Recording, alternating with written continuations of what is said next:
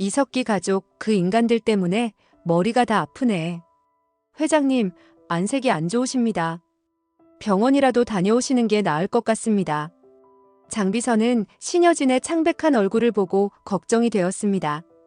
병원 가봐야 맨날 똑같은 말만 하는데 뭐. 스트레스 받지 말고 편안한 휴식 취하세요. 그 말밖에 더 듣겠어? 회장님, 이전에 모임 가셨을 때 김 박사님이 추천해주신 병원에 가보시는 거 어떤가요? 그곳에서 치료받으신 분들 이야기 들어보면 결과들이 다들 좋습니다. 그럴까? 이제 두통에서 벗어나고 싶어서 말이지. 장비서의 추천으로 인하여 신여진은 우연히 병원에 가게 되었고 그 우연은 신여진과 구하나에게 큰 행복을 가져다 줍니다. 오늘은 신여진이 잊었던 과거가 무엇이고 그 과거를 어떻게 찾아서 아름답고 감동적인 결말을 만들어내는지 말씀드립니다. 이석기는 계속해서 구하나에게 결혼을 하자고 말했습니다. 황진구는 이석기의 멱살을 잡고 한 번만 더 구하나 씨에게 연락을 하면 박사를 내버리겠다고 말합니다. 구하나는 그런 황진구의 모습에 더욱 신뢰를 하게 되었고 윤세영은 황진구가 구하나에게 마음이 있다는 것을 알게 되었죠. 윤세영과 황진구는 결국 서로를 향한 신뢰는 무너지고 있었습니다. 진구 씨, 우리 그만하자. 윤세영의 단도직입적인 말에 황진구는 잠시 말을 잇지 못했습니다. 황진구 역시 윤세영과의 결혼이 의무처럼 느껴지고 있었으며 점점 부담스럽게 느껴졌습니다. 진구 씨도 사실은 나보다 다른 사람이 더 마음에 있다는 거 알아. 황진구의 얼굴이 굳어졌습니다. 그는 무언가 반박하려 했지만 윤세영이 먼저 말을 이었습니다. 구하나. 그 이름이 입에서 나오자마자 황진구는 순간 움찔했습니다. 그는 즉시 부정하려 했지만 윤세영은 이미 모든 것을 알고 있다는 듯이 덤덤한 표정을 짓고 있었습니다. 황진구는 깊은 숨을 내쉬고 고개를 끄덕였습니다. 그렇게 그들은 서로를 향한 마지막 인사를 나누고 오랜 시간 유지되었던 관계를 끝내기로 했습니다. 구하나는 황진구와 윤세영이 헤어졌다는 소식에 놀랐지만 구하나도 황진구에 대해 좋은 마음이 있었기 때문에 구하나와 황진구는 더욱 가까워집니다. 황진구는 이석기와 이석기 엄마에게 가서 이제 내가 구하나의 애인이기에 더 이상 구하나에게 접근하면 용서하지 않는다고 선언했습니다. 이석기와 이석기 엄마는 구하나에게 다시는 가지 않았습니다. 한편 신여진은 은총이도 걱정이 되고 사업에 대한 스트레스도 받아서 두통에 시달렸습니다. 회장님, 이전에 모임 가셨을 때 김 박사님이 추천해주신 병원에 가보시는 거 어떤가요? 신여진은 장비서의 제안을 받아들이고 병원으로 갔습니다.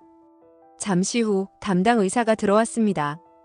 깔끔한 흰 가운을 걸친 그는 신여진의 상태를 확인하고 차분한 목소리로 말을 건넸습니다. 회장님, 검사 결과를 봤는데 스트레스와 심리적인 압박이 상당합니다. 최근 기억이 흐려지거나 이유 없이 두통이 심해지는 증상이 있었나요? 신여진은 순간 머리가 욱신거리는 것을 느꼈습니다. 그녀는 무겁게 고개를 끄덕이며 낮은 목소리로 대답했습니다. 네, 그런 적이 많았습니다. 특히 유진이를 떠올릴 때마다 머리가 찢어질 듯이 아팠어요. 최근에는 자주 혼란스러운 기분이 들고 가끔은 꿈속에서도 뭔가 중요한 기억을 놓치고 있다는 느낌이 들어요. 의사는 고개를 끄덕이며 신중한 태도로 파일을 정리했습니다. 그렇다면 최면 치료를 해보는 것이 어떨까요? 의식적으로는 떠올리지 못하는 기억들이 있을 수 있습니다. 회장님의 경우 심리적인 충격으로 인해 특정 기억을 억제하고 있을 가능성이 큽니다. 최면을 통해 억눌린 기억을 되살려보면 증상의 원인을 찾을 수도 있습니다. 신여진은 잠시 망설였습니다. 기억을 되살린다는 것이 두려웠지만 더 이상 과거의 고통에서 도망칠 수 없다고 생각했습니다. 그녀는 깊은 숨을 들이쉬고 결연한 목소리로 대답했습니다. 좋아요. 시도해보겠습니다. 의사는 그녀를 차분한 분위기의 치료실로 안내했습니다. 방 안은 따뜻한 조명이 비추고 있었으며 잔잔한 음악이 흐르고 있었습니다. 의사는 신중하게 그녀에게 말을 건넸습니다. 편안하게 눈을 감으세요. 심호흡을 하고 몸의 긴장을 풀어보세요. 제가 하는 말에 집중하시면서 천천히 떠올려 보세요. 예전 기억 속으로 돌아가 봅시다. 신여진은 눈을 감고 깊이 숨을 들이쉬었습니다. 의사의 부드러운 목소리가 그녀를 안정시키며 점점 의식이 흐려지는 듯한 느낌이 들었습니다. 마치 긴 터널을 지나가는 것처럼 그녀의 기억 속 깊은 곳으로 가라앉는 기분이었습니다. 하나야, 하나야. 신여진은 무언가를 중얼거렸습니다. 그 이름은 그녀의 입에서 자연스럽게 흘러나왔습니다. 의사는 그 흐름을 놓치지 않고 질문을 이어갔습니다. 하나는 누구인가요? 어떤 기억이 떠오르나요? 신여진의 눈꺼풀이 가늘게 떨렸습니다. 그리고 머릿속에 번쩍이는 이미지들이 나타났습니다. 오래된 집, 따뜻한 벽난로, 그리고 해맑게 웃고 있는 하나. 그때 갑자기 어디선가 큰 불이 났습니다. 신여진은 그 순간을 기억해냈습니다. 신여진은 숨을 헐떡이며 두 손을 움켜쥐었습니다. 눈물이 그녀의 뺨을 타고 흘러내렸습니다. 의사는 조심스럽게 그녀를 안정시키며 물었습니다. 그날 무슨 일이 있었던 거죠? 회장님, 천천히 말해주세요. 신여진은 떨리는 목소리로 대답했습니다. 나는 유진이 이전에 첫째 딸이 있었어요. 그리고 불이 나고 모든 기억이 사라졌어요. 하지만 이제 기억나요. 하나가 내 첫째 딸이었어요. 그녀는 흐느끼며 얼굴을 감쌌습니다. 의사는 그녀가 감정을 추스릴 수 있도록 잠시 시간을 주었습니다. 신여진은 오랜 시간 억눌러왔던 감정을 쏟아내듯이 울었고 조금씩 마음의 짐을 내려놓기 시작했습니다. 잠시 후 그녀는 붉어진 눈을 닦으며 고개를 들었습니다. 의사는 조용히 고개를 끄덕이며 그녀의 손을 잡았습니다. 회장님, 이제부터는 이 기억을 어떻게 마주할 것인지 고민해봐야 합니다. 하지만 오늘 아주 중요한 한 걸음을 내디뎠습니다. 신여진은 자식이 유진이 밖에 없었다고 생각하며 살아왔는데 알고 보니 유진이는 둘째였고 첫째가 구하나였던 것입니다. 집에 큰 불이 났고 안타깝게도 그때 구하나가 실종되면서 구하나는 다행히도 누군가에게 구조되어 보육원에 맡겨졌던 것이었습니다. 신여진은 첫째 딸이 있었다는 것은 기억했고 그때 이름을 하나라고 지었던 것을 기억했지만 그 하나가 구하나일 거라는 생각까지는 못했죠. 신여진은 불이 났던 그 동네에 가면 첫째 딸인 하나에 대해 정보를 알 수 있을 것이라고 생각했습니다. 신여진은 동네에 찾아갔지만 집은 이미 오래전에 사라지고 그 자리에 작은 공원이 조성되어 있었습니다.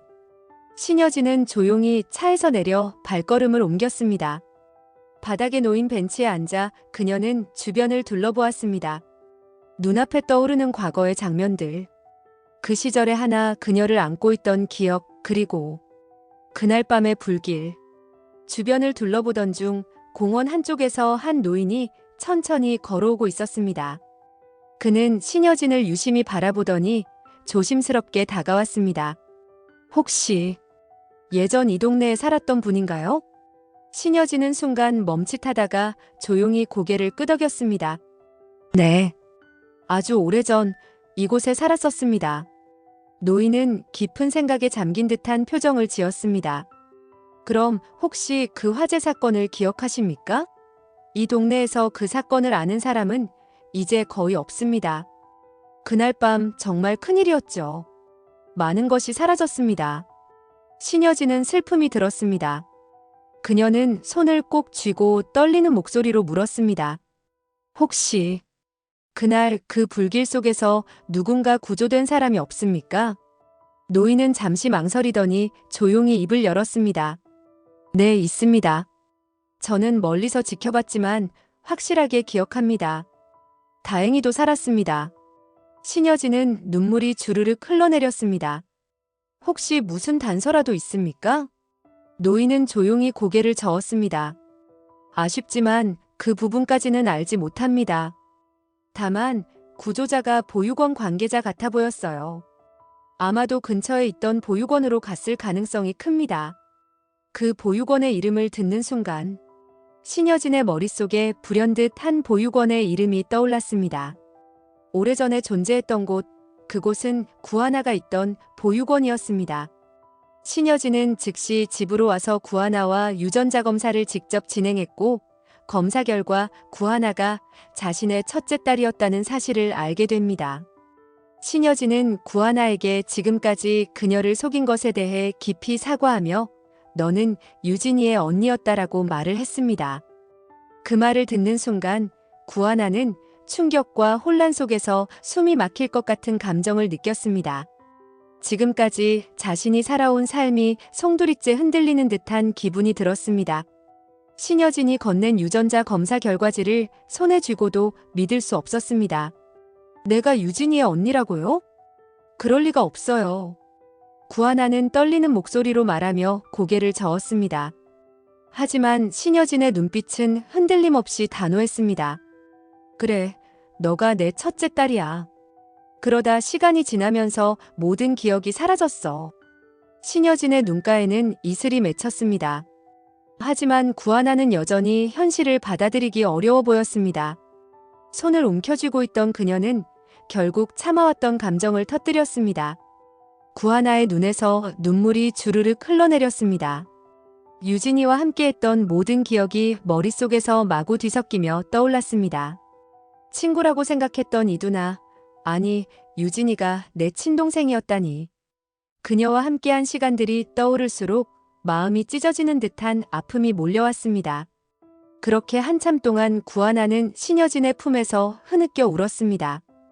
그녀는 자신이 유진이의 언니였다는 사실이 믿기지 않으면서도 마음 한구석에서는 차갑던 퍼즐 조각이 맞춰지는 듯한 느낌을 받았습니다.